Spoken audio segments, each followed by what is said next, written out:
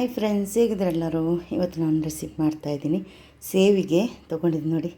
ಸೇವಿಗೆ ಹಣ್ಣು ನೋಡಿ ಈ ಥರ ಬೇಯಿಸಿ ಫ್ರೈ ಮಾಡಿ ಬೇಯಿಸಿಟ್ಟಿದ್ದೀನಿ ನೋಡಿ. ಈ ಥರ ಬೇಯಿಸಿಟ್ಟಿದ್ದೀನಿ. ಇದನ್ನು ನಾನೊಂದು ಎಲ್ಲ ಥರ ಇಡ್ಲಿ ಮಾಡ್ತೀವಲ್ವ, ಇವತ್ತು ನಾನು ಮಾಡ್ತಾಯಿದ್ದೀನಿ ಸೇವಿಗೆ ಇಡ್ಲಿಯನ್ನು ಮಾಡ್ತಾಯಿದ್ದೀನಿ.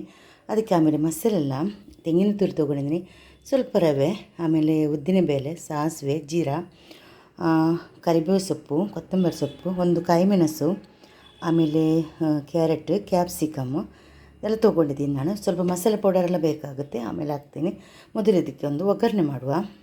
ಒಂದು ಪಾತ್ರೆ ಇಟ್ಟುಬಿಟ್ಟು ಒಂದು 2 ಸ್ಪೂನ್ ಅಷ್ಟು ಎಣ್ಣೆಯನ್ನು ಹಾಕ್ತಾಯಿದ್ದೀನಿ. ಇದಕ್ಕೆ ನಾನು ಎಣ್ಣೆ ಸ್ವಲ್ಪ ಬಿಸಿ ಆಗುವಾಗ ಆಗಬೇಕು.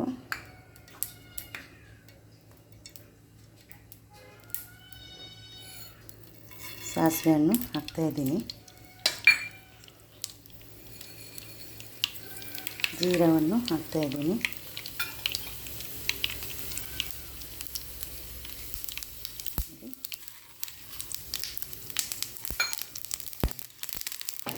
ತರಕಾರಿ ಎಲ್ಲ ಹಾಕಿದ್ದೀನಿ. ರವೆ ಕೂಡ ಇದಕ್ಕೆ ಹಾಕ್ತಾಯಿದ್ದೀನಿ ನಾನು. ಸ್ವಲ್ಪ ತೆಂಗಿನ ತುರಿ ಕೂಡ ಇದಕ್ಕೆ ಹಾಕ್ತಾಯಿದ್ದೀನಿ ನಾನು.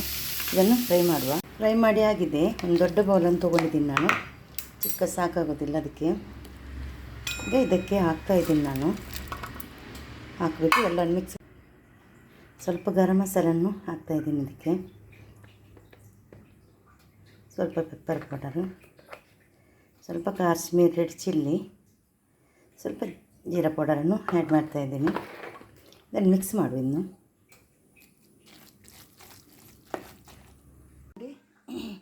ಈ ಥರ ಇಡ್ಲಿ ಪಾತ್ರೆ ತೊಗೊಂಡು ಈ ಥರ ಎಲ್ಲ ಇಡ್ಲಿ ಪಾತ್ರೆಗೂ ಹಾಕಿದ್ದೀನಿ 2 ಸಟ್ಟಲ್ಲಿ. ಇನ್ನು ಬೇಯಕ್ಕಿಡುವ. ಅದೇ ನೀರು ಕೂಡ ಚೆನ್ನಾಗಿ ಕುದಿ ಬರ್ತಾ ಉಂಟು. ನೀರಾಗಲಿ ಇಟ್ಟಿದ್ದೀನಿ ನಾನು.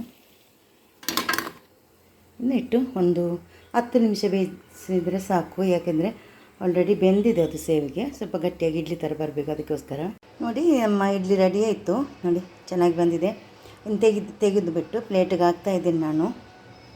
ನೋಡಿ, ನಮ್ಮ ಸೇವಿಗೆ ಇಡ್ಲಿ ರೆಡಿಯಾಗಿದೆ ನೋಡಿ. ತುಂಬ ಚೆನ್ನಾಗಾಗುತ್ತೆ, ತುಂಬ ಟೇಸ್ಟ್ ಕೂಡ ಇರುತ್ತೆ. ಚಟ್ನಿ ಜೊತೆ ತುಂಬ ಟೇಸ್ಟ್ ಆಗುತ್ತೆ. ಮಕ್ಕಳಿಗೆಲ್ಲ ಈ ಥರ ಮಾಡಿಕೊಡಿ. ವಿಡಿಯೋ ಇಷ್ಟ ಆದರೆ ವಿಡಿಯೋಗೊಂದು ಲೈಕ್ ಕೊಡಿ. ಬೇರೆ ಫ್ಯಾಮಿಲಿ ಫ್ರೆಂಡ್ಸ್ಗೆಲ್ಲ ಕಳಿಸಿ, ಅವ್ರು ಕೂಡ ನೋಡ್ಕೊಂಡು ಅವ್ರು ಕೂಡ ಲೈಕ್ ಮಾಡಲಿ. Thank you. Take care. ಅಸ್ಸಲಾಮು ಅಲೈಕುಮ್.